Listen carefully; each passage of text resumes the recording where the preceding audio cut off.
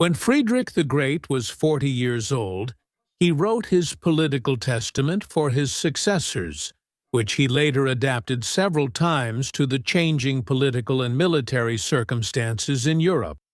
In 1768, that is, 16 years after the original version, he revised it once again. In his political testament, Frederick saw himself as the first servant of the state.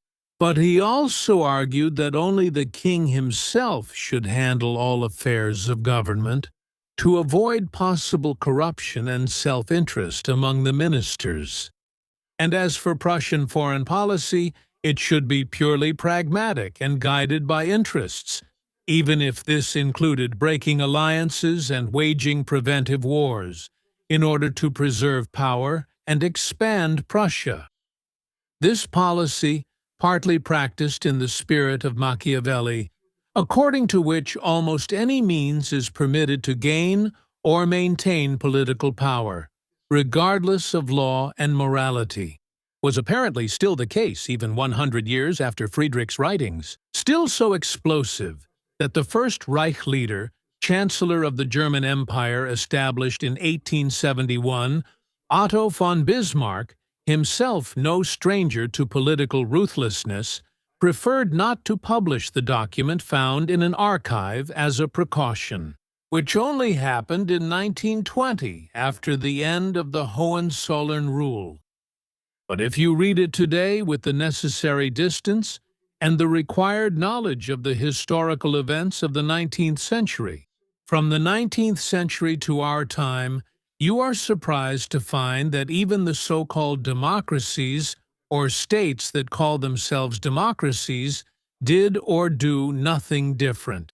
What once Frederick the Great, later Napoleon I, had made into their raison d'etat.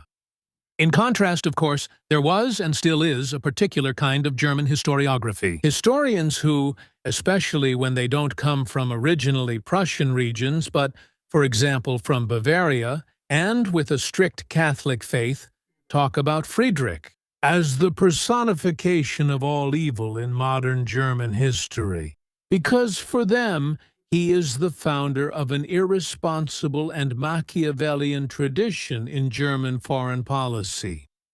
Remarkable in the Testament of 1768 are Friedrich's remarks on the relationship with the Russian Empire and England and France, but also on his own behavior towards his own allies. In doing so, he mentioned various personalities, which I will briefly introduce to you here.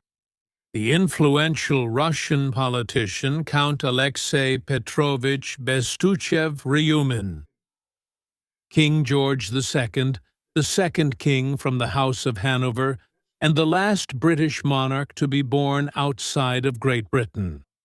In the War of the Austrian Succession, he was an ally of Maria Theresa, and in the 7 Years' War, which lasted from 1756 to 1763, and could almost be called the First World War, he was an ally of Prussia under Frederick II.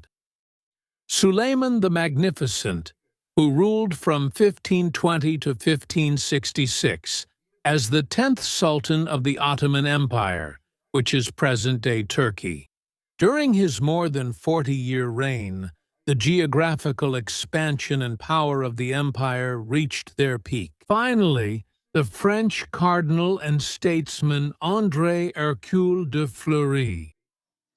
But now let's listen to Frederick II himself in his political testament from 1768. Would it also be advisable for us to go to war while Russia is powerfully armed at our borders and only waiting for the moment to act against us, which it could not do without being supported by English subsidies, and where a field marshal of this power would destroy all our plans right at the beginning of our operations? Under such circumstances, there is nothing safer than maintaining peace and calmly waiting for new conditions. For these to then support our undertakings, Bestuchev, that minister who rules like a czar, but has sold himself to the court in Vienna, would first have to fall from favor, and after that, one would have to win over his successors through gifts. Furthermore, England would have to fall into the usual disputes that occur during a regency upon the death of its king. And it would require a Suleiman on the throne in Constantinople, as well as an ambitious and all-powerful prime minister in France. Only then, in such a situation, would it be time to act, even though it would not be necessary to be the first to appear on the stage. My opinion would be to let the warring parties fire their first shots and not take up arms until the others have grown weary of fighting.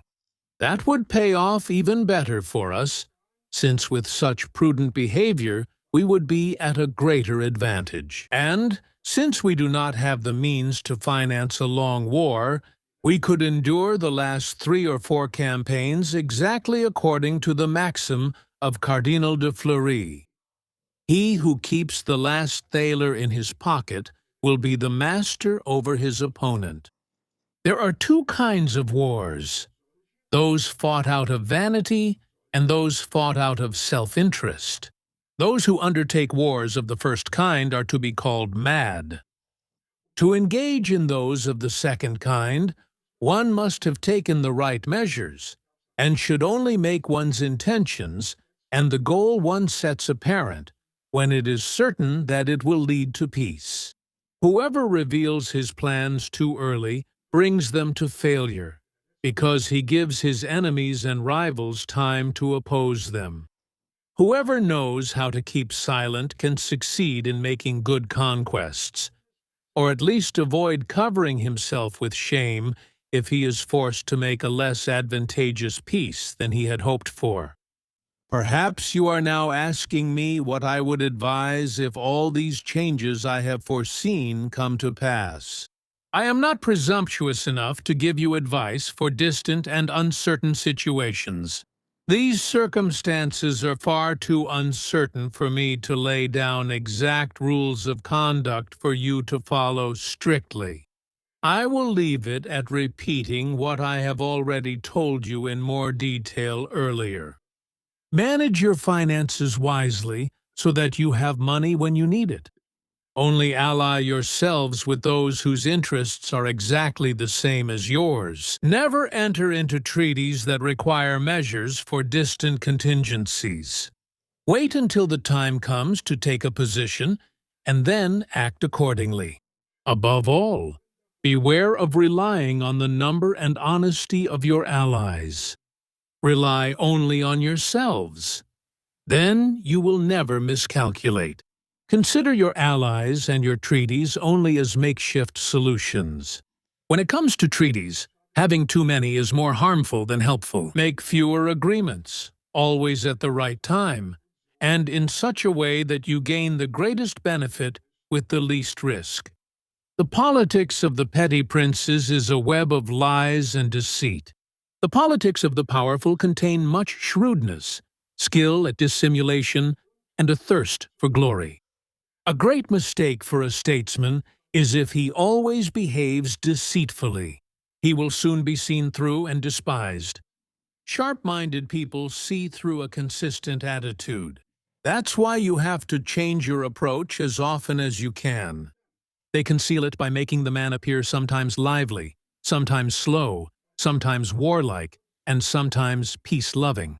In this way, you mislead your enemies and make them cautious in everything they plan against you. It is not only good to display different behavior, but you must also adapt it to the events, the situation you are in, the time, the location, and the people you are dealing with. Never threaten your enemies with barking dogs that don't bite. Be courteous in your negotiations. Soften your language, whether it sounds proud or hurtful. Don't get too upset over minor disputes. Never indulge your own desire for fame. Do everything in the interest of the state. Be discreet in your affairs. Conceal your plans. If the honor of the state compels you to take up the sword, then let lightning and thunder strike your enemies as one. Treaties should only be broken for important reasons. You may be compelled to do so if you have reason to fear that your allies will make a separate peace, and you have the means and the time to act before them. Even if a lack of money prevents you from continuing the war, or if important proposals or advantages seem urgent to you. However, you can only make quick decisions of this kind once, at most twice, in your life. In any case, they are not solutions you can resort to every day. Those were Frederick II's thoughts, and also his advice for his successors. Much of it was not followed by them, which not only dramatically changed the course of German history, but if you now translate what he said into our time, let your imagination run wild, and swap out a few political figures and terms, you can easily see that, in reality, nothing has changed on the world's political stage.